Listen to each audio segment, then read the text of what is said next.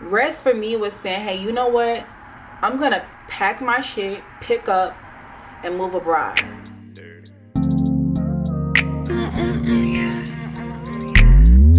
Yeah, you are a super mover. A super mover. Ain't meant no Rest is resistance. Such a powerful statement that I believe many Black women should adapt. Not only is it a form of resistance, it's a boundary, it's a form of activism, it's a form of reparations, it's a form of self-care, and most importantly, it's a form of self-love. You do not owe the world shit. I know you've probably seen that shirt that we going, like that quote, and also like I've seen the shirt and like different merch that says Black women don't owe you shit.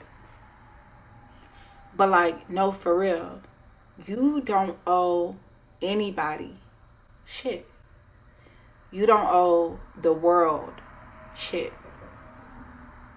You don't owe your energy, your effort, your voice to any causes, any movements, any cause for advocacy.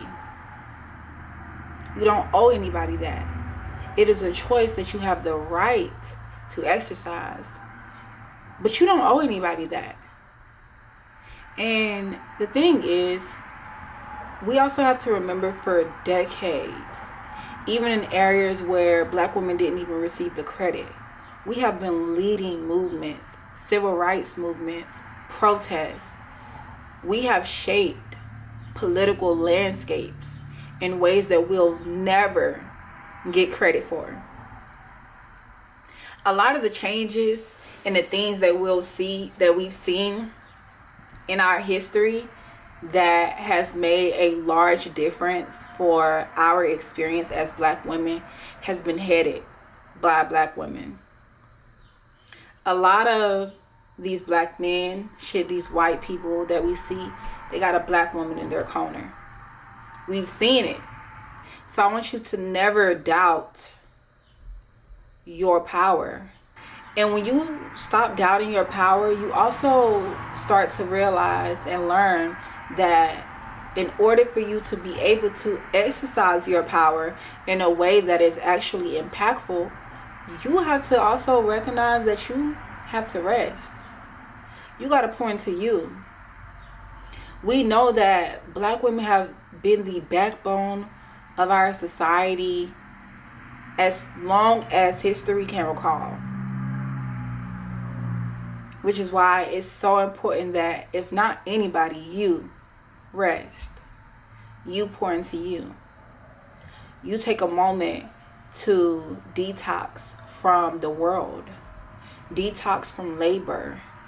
Detox from responsibilities. So that when you show up and you pop out, you can actually pop out. We all know that like we have this silent expectation placed on us as Black women to constantly give, to be strong, to be resilient, to give. Nobody taught us to rest. Nobody taught us that it was okay for us to be. You didn't hear nobody telling you, take some time for you. Like, you don't have to clean up today. You don't have to wash the fucking dishes today. You don't have to take care of them kids today.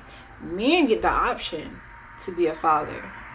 Women don't have a choice but to parent that child. So if anybody deserves to rest, you do. Okay? The thing is, with all these expectations that have been placed on us for so long, we start to adapt this superwoman syndrome. We feel like we got to save everybody. We feel compelled to show up for causes, to show up for movements, to show up for others. And I get it. Trust me, it's admirable. I love that about you. But you know what's even more admirable? Setting boundaries and standing on business. What's even more admirable is saying no because you actually feel no. Not saying yes even though you really wanted to say no. That's not admirable. That's been a people pleaser. That's been a pushover. That's pouring out rather than making sure that you're being poured into. And not only that, you're doing a disservice to yourself when you say yes to things that you really want to say no to. I challenge you. The next time somebody asks you to do anything and your womb space tells you no, not today, I don't feel like it, say no, not today. Say I can't. Get somebody else to do it. Get somebody else to do it. And don't feel guilty about it, because even then you do more harm to yourself than good. Now you feeling guilty. If you're going to say no, you might as well stand on that shit and feel good about it. We don't realize the different forms of implications that are placed on us when we put more into things outside of us than ourselves. Anxiety, stress, maternal mortality, hypertension, depression, suicide. I don't want that for you. And honestly, you don't want that for you either. You deserve a life where you get to rest, where you get to heal, where you get to focus on you, and you get to be reminded that that's also valid, because you don't own anybody's shit. Here's what I want you to know about rest. Rest does not just mean get you some sleep at night. Rest is mental rest, emotional rest, spiritual rest. Rest is resting from labor. Rest is resting from exhausting yourself of giving when you know that you're not even receiving, when you know that energy is not being reciprocated. That's rest. Rest is saying, you know what? I'm going to make this decision for me, even if people outside of me don't agree with it. Rest for me was saying, hey, you know what? I'm going to pack my shit, pick up, and move abroad and live in Mexico for 2 years and pour into myself, to focus on myself, to heal, to rejuvenate, to revive, to rest. That was my form of activism. Because what a lot of people may not know about me is I grew up in a household with a father who was one of them. Okay? And because he was one of them, he implanted these narratives into me and into us about Black power, about activism. And for so long, I held that role. I was in the streets doing protests. I was people pleasing. I had this fucking God complex where I wanted to save everybody, when really the person that needed saving was me. Okay? I even started a brand, Her Image, which really was a platform that I needed, but I created it for everybody outside of me, and I didn't even put myself on that very platform. And that to me is the epitome of how a lot of times Black women have shown up in this world. We create a platform, we build a platform, and then we put other people on it while we allow ourselves to take the back seat. No more. Like, I don't want that for you. And you shouldn't want that for you either. I'm here to remind you that it is okay for you to rest. That our ancestors did not fight tooth to nail for you to continue to fight and do labor just to earn what form of credit? Like, for people to say you're a good person? For people to say, like, you helped them? You saved them? Who's saving you? Who saved you? And if anybody saved you, it probably was a Black woman. Does she not deserve to rest in the form of the labor that you've already put out for years and years and years? She does. You do. My friend Chris is actually the one who put me on to this book, Rest is the Form, Rest is Resistance, a manifesto by Trisha Hersey. The link is actually in my Amazon storefront if you all want to check the book out. But the book talks about how rest is a form of activism.